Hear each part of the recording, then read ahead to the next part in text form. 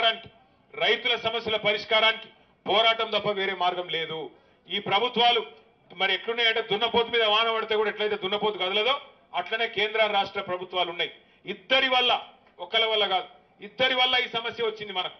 అటు కేంద్ర ప్రభుత్వం దిగుమతి చేసుకుంటాను చూస్తాను, రాష్ట్ర ప్రభుత్వం ఎలక్షన్లు తప్ప రాజకీయాలు తప్ప వాళ్ళకు రైతుల గురించి ఫికర్ లేదు. వీళ్ళు అడిగింది లేదు, వాళ్ళు ఇచ్చింది లేదు. యూరియా ఆయన ఇయ్యాల, ఈయన అడగాల, ఈయన అడగడు, ఆయన ఇయ్యడు. మరి కొనుడు కూడా ఈయన కొనుగోలు చేసి ఆడికి పంపించాలి, వీళ్ళు అడగరు, ఆయన కొనడు. ధర రాదు. బోనస్ ఇస్తా అన్నాడు ఎలక్షన్లకు ముందు, యాదికుందా? సోయాకి ఇస్తా అన్నాడు బోనస్, పత్తికి ఇస్తా అన్నాడు బోనస్, వడ్లకి ఇస్తా అన్నాడు బోనస్. వచ్చినాయా మన ఎవరికన్నా బోనస్? బోనస్ బోగస్ అయింది.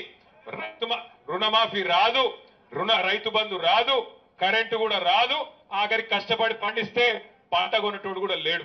అందుకే మీరు ఒక్కటే యాది పెట్టుకోండి, కడుపులో రైతు మీద ప్రేమ ఉండి గుండెల నిండా రైతు అనే ఒక అభిమానం ఉన్నోడే నాయకుడైతేనే రాష్ట్రం బాగుంటుంది తప్ప ఇసంటోళ్లతో కాదు. కానీ వీళ్ళు మెడలు వంచాలంటే తప్పకుండా మనం కదలాలే. 7 క్వింటాళ్ళు అనే తప్పుడు విధానాన్ని మార్చుకొని 13 క్వింటాళ్ళు ఖచ్చితంగా కొనుగోలు చేయాలనేది మనందరి డిమాండ్.